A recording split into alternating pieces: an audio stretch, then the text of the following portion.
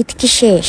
হ্যাঁ, ঈদ শেষ। যেভাবে চোখের পলকে রমজান মাসটা চলে গেল, তার থেকেও দ্রুত যেন ঈদটা চলে গেল। ঈদ করেছিলাম নানু বাড়িতে, আর ঢাকায় আসার আগে নানু বাড়িতে লাস্ট ডেতে কি কি করলাম সেটা নিয়ে থাকছে আমার আজকের ব্লগ। সো হ্যালো এভরিওয়ান, আসসালামু আলাইকুম। This is Rafi Islam Tanima and welcome to my new blog. সেদিন আমরা চলে আসবো তার 2 দিন আগের ফুটেজ এটা। বিকেল বেলা আমি আম্মু আর মামির সাথে একটু হাঁটতে বের হয়েছিলাম। বিকেল বেলা যদি না হাঁটি তাহলে একটা বড় মিস হয়ে যাবে, কজ ওদিকে রাস্তা ওয়েদার সব মিলিয়ে এত সুন্দর। আম্মুকে মাশাআল্লাহ ওই দিন অনেক সুন্দর লাগছিল অ্যাজ অলওয়েজ। আর বাড়িতে এসে তো মাগরিবের আজান দেয়, তো সন্ধ্যার পর হচ্ছে সবাই মিলে লুডো খেলি মামি দেন কাজিনদের সাথে। আর এটা হচ্ছে আরেক দিনের ফুটেজ, যেদিন ঢাকার বৃষ্টি হয়েছিল কিন্তু আমাদের ওদিকে বৃষ্টি হয়নি। একদম ঠান্ডা একটা বাতাস পড়ছিল অ্যান্ড ওয়েদারটা এমন ছিল এত সুন্দর বলার বাহিরে।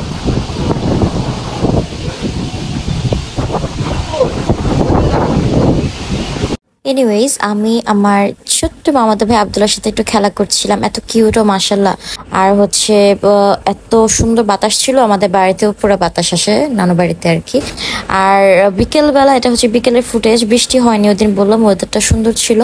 তো বিকেলবেলা আমরা সবাই মিলে ভাবছিলাম যে একটু হাঁটতে বের হবো। 2 মামি ছিল সাথে, কাজিনটা ছিল আর হচ্ছে আম্মু ছিল।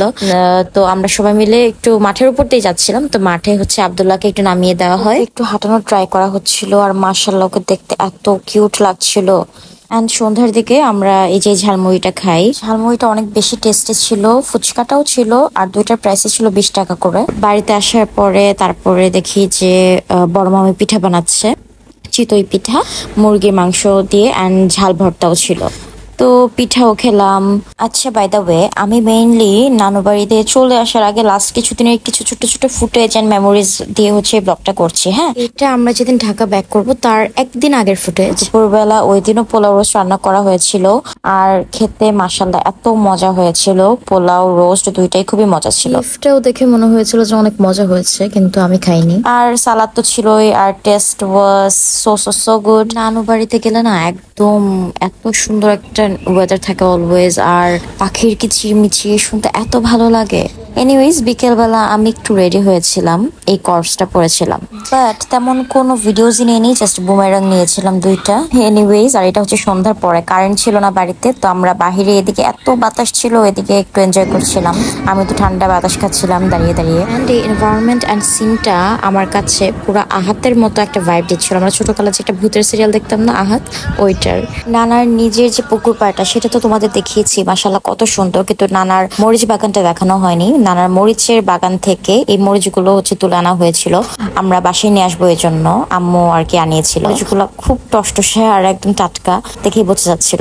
আর দেখো, এই লুকটা হচ্ছে আমার যেদিন চলে আসবো তার আগের দিন সন্ধ্যার। ওই দিন আমার এই ড্রেসটা পরা হয়নি দেখে ভাবলাম যে এটা একটু পরে ফেলি। আর সেদিনই কিন্তু আমি চাউমিন রান্না করে খাওয়িয়েছিলাম সবাইকে, কজ সবাইকে খাওয়ানোর কথা ছিল যেহেতু, এই জন্য ভাবলাম যে ওদিন রান্না করে খাওয়াই। মামি হেল্প করেছে, আমি জাস্ট পরে একটু রান্না করেছিলাম। এই সেটাও খেয়ে সবাই খুবই মজা বললো।